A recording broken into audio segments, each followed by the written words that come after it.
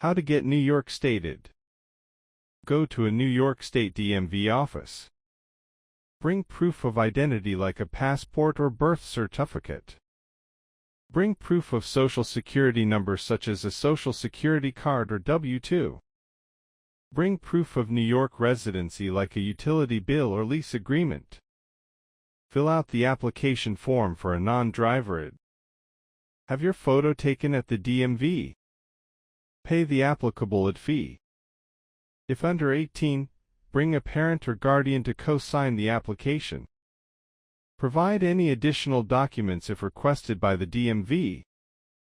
Review all information on your application for accuracy.